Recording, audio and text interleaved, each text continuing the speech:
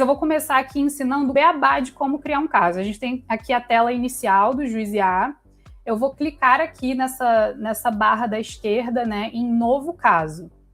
E aí vocês podem ver que a gente tem um campo aqui para nome do caso e um campo para relato do caso. O nome do caso, a gente orienta que seja preenchido da forma mais intuitiva possível, que é o nome do seu cliente versus o nome da parte oposta. Eu vou usar um caso fictício, tá? Nenhum dos nomes aqui desse caso que eu vou usar não é um caso real, as pessoas não existem, o Banco Aurora também não existe, mas vou usar aqui para a gente ir acompanhando o raciocínio. Então, vamos supor que a Maria Silva é a minha cliente, eu estou colocando aqui Maria Silva versus Banco Aurora, e para me ajudar ainda mais a lembrar, né, porque eu posso ter vários clientes, eu coloco entre parênteses do que trata aquele caso, uma frase bem curtinha. É uma fatura que foi paga e houve uma negativação indevida. Então, a gente dá essa dica. A forma mais fácil de nomear o seu caso é usando aí o nome do seu cliente e o nome da parte do polo oposto. E aí a gente tem o relato do caso. Eu vou pegar aqui o meu relato do caso para a gente usar de teste também. O relato do caso é uma parte muito importante. Antes de colocar o meu relato aqui, eu já vou falar sobre isso. Porque o relato do caso, ele serve para dar contexto para a inteligência artificial, para o assistente. Tudo isso que a gente acabou de falar, né, sobre a importância de você ter contexto, ter conteúdo para formar a memória, o relato do caso é uma parte muito importante disso.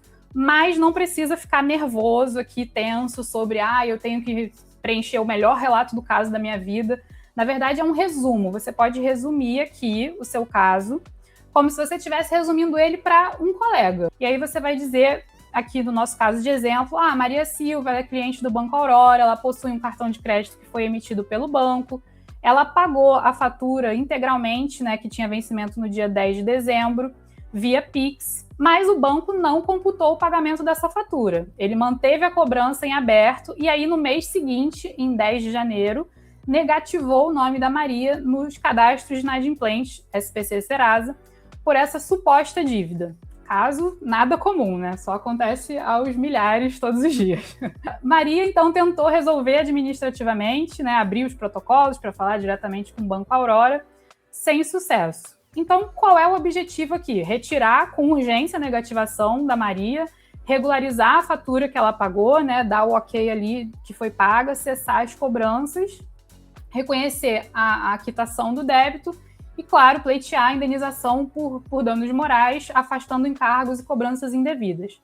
Note, então, que aqui ninguém falou de tese jurídica, ninguém aprofundou, né, absurdamente o caso. É um resumo, um relato bem objetivo do que aconteceu. Já traz alguns dados, né, por exemplo, sobre o valor da fatura, quanto que ela pagou, mas é um resumo, né? E aí não fiquem preocupados também, porque você tem a possibilidade de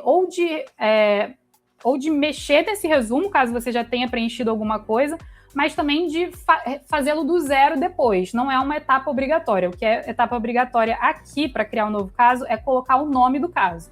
Mas o relato do caso você pode criar depois ou melhorar ele depois, com a seguinte ressalva. Quando você já cria aqui o relato do caso, e aí depois que você criar o seu caso, você vai para a sua primeira conversa, você já tem, desde a primeira conversa, o assistente de IA com contexto, com esse contexto aqui que você deu. Então, a partir da primeira conversa, do primeiro turno de pergunta e resposta que você vai fazer com o assistente, ele já vai ter condição de te dar uma resposta com mais qualidade, porque você já deu contexto para ele aqui no relato do caso.